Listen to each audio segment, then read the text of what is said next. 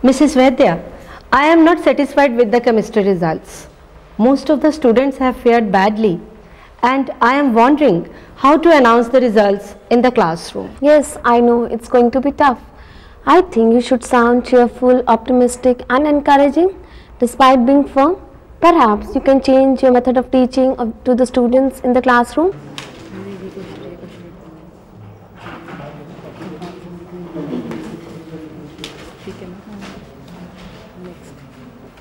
This time the class seems to have done well in English. I made the low achievers read comprehension passages coupled with worksheets. This has helped a lot. Thanks God, it has made such an improvement from last time. Good, but Saita has suddenly dropped and got low marks in maths. I wonder what happened. I must try and fix a meeting with her parents.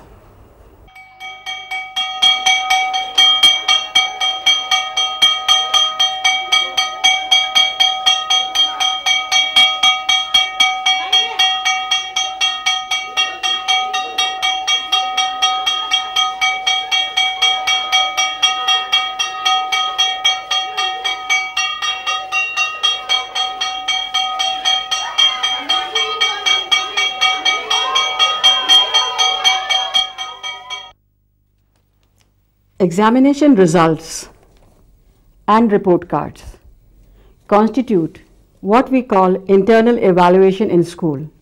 They hold a very important position in the lives of students. They are also a matter of great interest and concern to the teachers and parents. Evaluation plays such a key role because, number one, it is a tangible indicator of the child's performance in school. Number two, the results communicate the progress and failure of an individual student in relation to the performance of the other students in the class. All teachers need not evaluate the same way. Every teacher has his or her unique style of evaluation. Whatever the mode, the goal is always to provide the child and the parents and school authorities with a comprehensive view of his or her development. We also get to hear related terms such as measurement and assessment.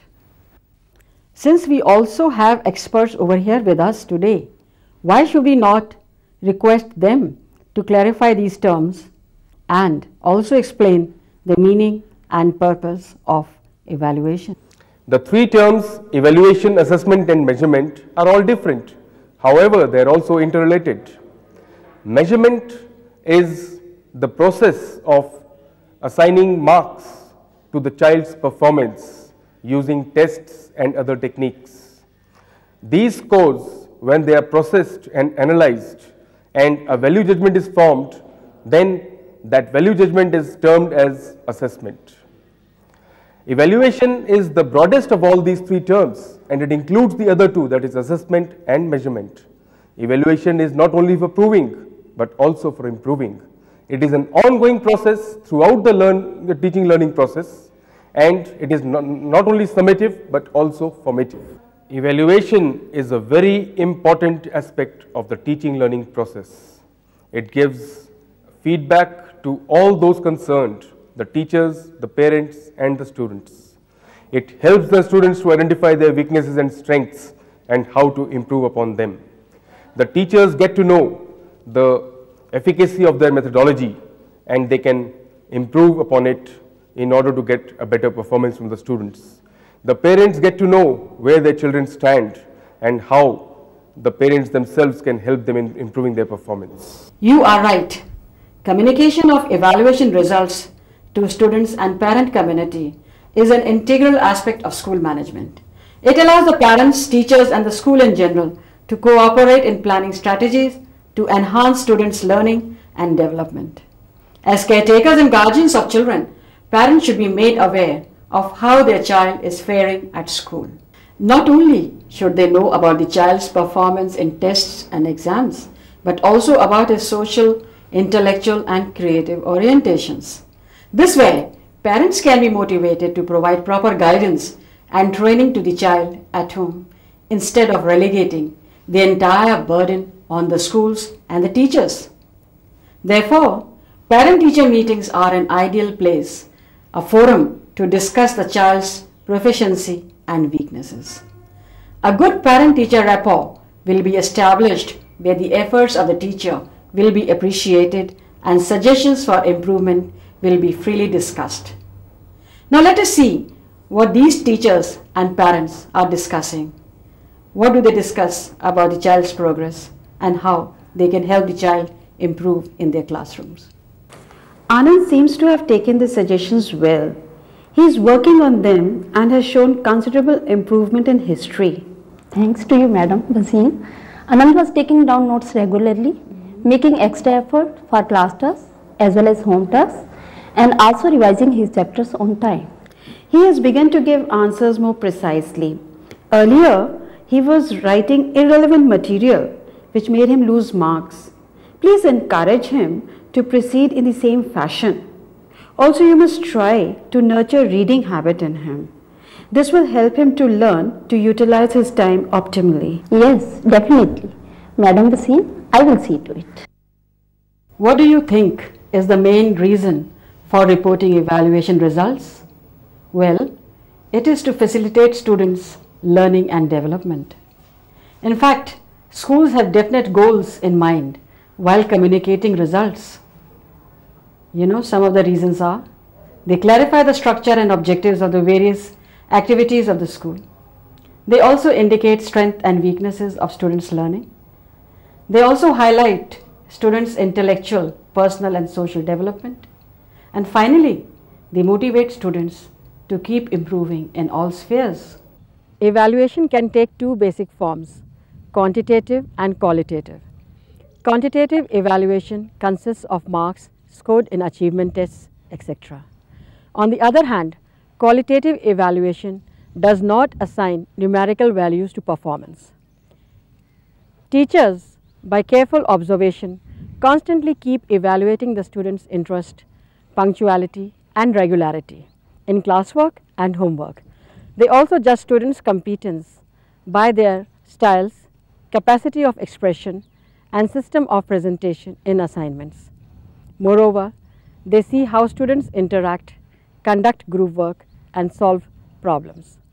These observations enable teachers to decide what further strategies they need to adopt in future. Lessons, specially to ease problems of individual students. Let us see how qualitative evaluation by a teacher helps her to analyze a student's behavior and suggest remedial measures. Ma'am, I am quite disturbed with Priya's report. She is really not a dull child, but somehow she is quite restless and lacks concentration. What can really be done about her? I also noticed in the class that she would begin well, but soon gets restless and lacks attention. Now this aspect is a part of Priya's learning style. I have found a way out of her. I provide her with shorter and crisper lessons. For instance, I divide the lesson into 2 or 3 parts and evaluate her performance accordingly. In addition to that, I do a follow-up of the lesson to see how much she has retained. In a few days from now, we will safely observe a change in Priya's level of concentration. Thank you, ma'am. In fact, Priya was telling me that during lunch break, she spends time with you. Yes, I felt that she will benefit from more individualized attention. All will be fine. Let's join hands and do what is best for Priya.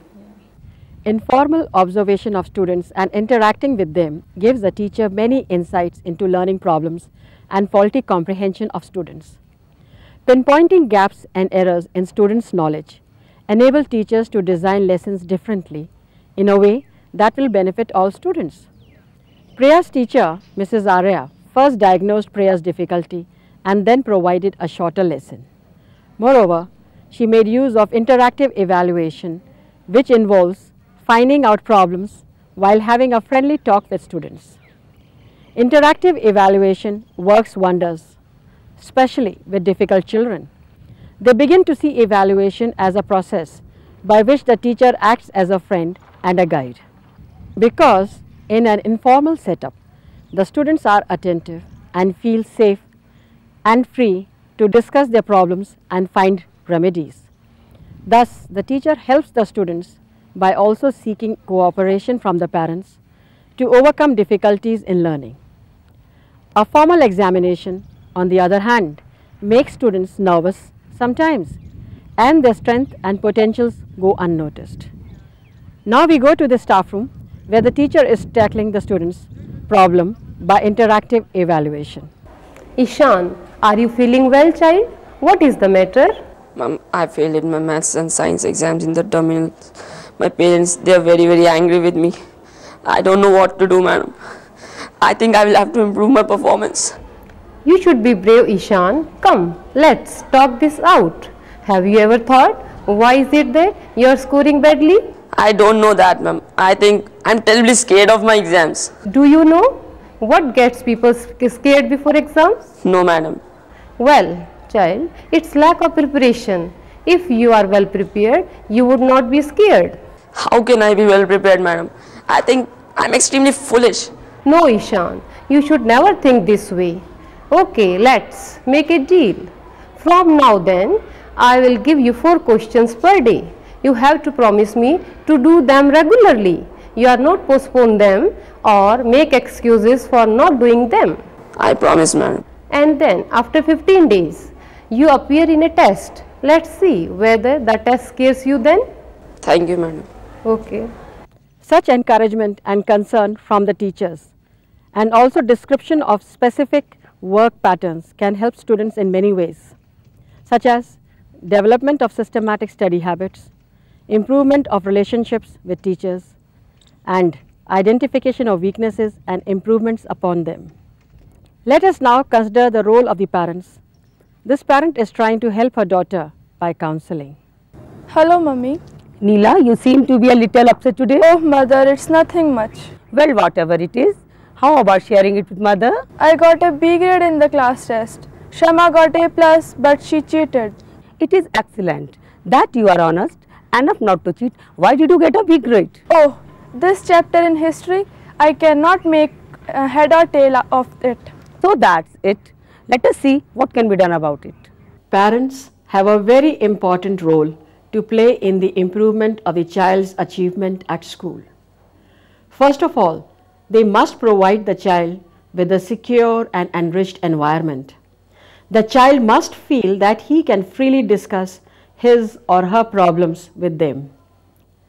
Also, parents must monitor the child's progress by helping with their lessons and home assignments.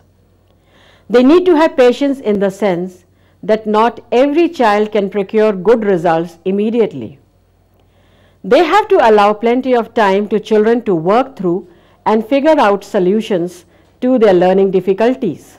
Parents also need to question the school and the teacher regarding the satisfactory growth, development and achievement of their child.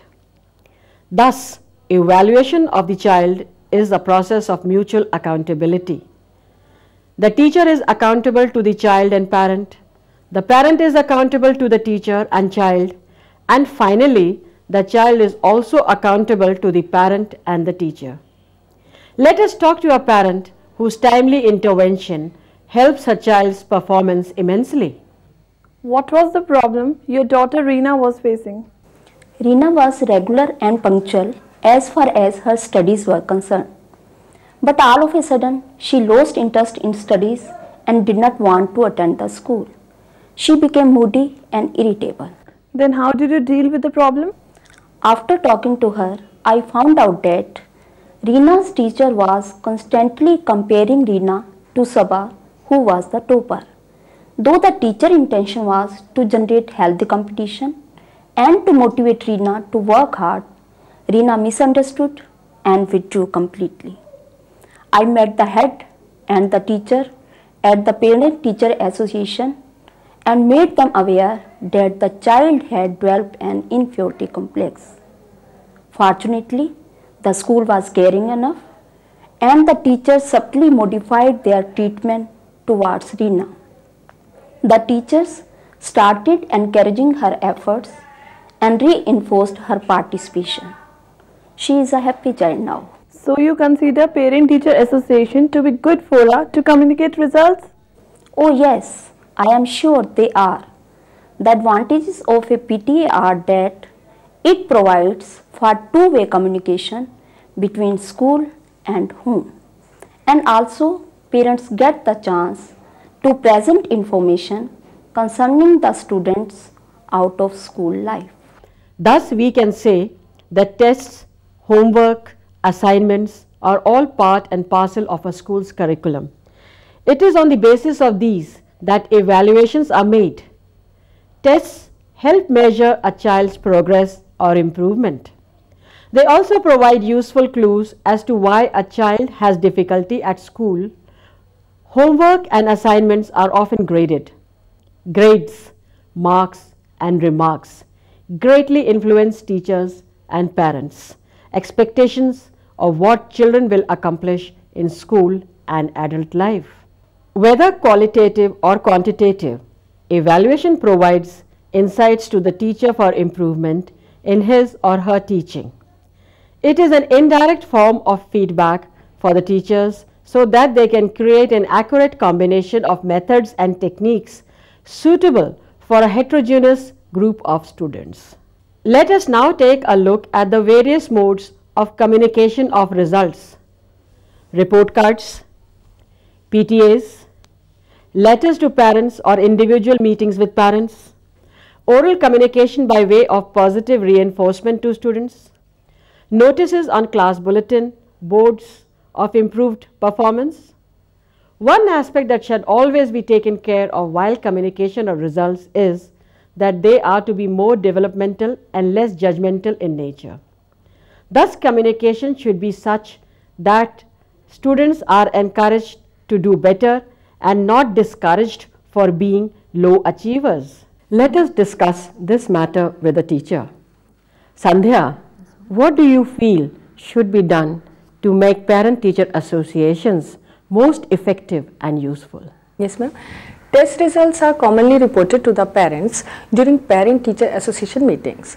Parents obviously have a legal right to know all information that the school has concerning their children, but it should be presented to them in an understandable and usable form, which means avoiding technical jargon and reporting in a language which is meaningful to them. To get a more practical view on evaluation, let us talk to the principal of this school. Madam, you are the principal of this school. Will you please tell us how results can be communicated most effectively to the parents? The report cards should be first sent to the parents. It has to contain all the marks and grades obtained by the students. Also, as most teachers face severe time constraints, they find it difficult to write the detailed notes in the report card. Most schools thus settle for shorthand symbols that communicate quickly, such as everything is fine, let's work on him, or I'm concerned. On the basis of these remarks, the parents can meet the teachers in the parents-teacher association meetings for detailed discussion where every aspect of evaluation is clarified. Then, madam, what is the importance of communicating these results? Actually, communication of results brings efficiency and dynamism in the school system. It helps in keeping records of the students and also helps in modifying teaching patterns, making decisions of growth and development of the institution, and also in establishing positive relationships with the community. Now let us sum up. In the contemporary world, schools are under mounting pressure to be more responsive to the students and the community. Evaluation and communication of results to students and parents has begun to play a vital role in policy formulation and reforms of any school. This is to provide children with high quality and fair education. Schools are beginning to work cohesively with parents and students.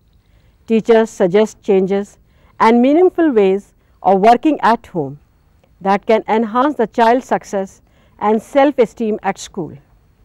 Thus, they embark on the process of making every student a future asset to the community.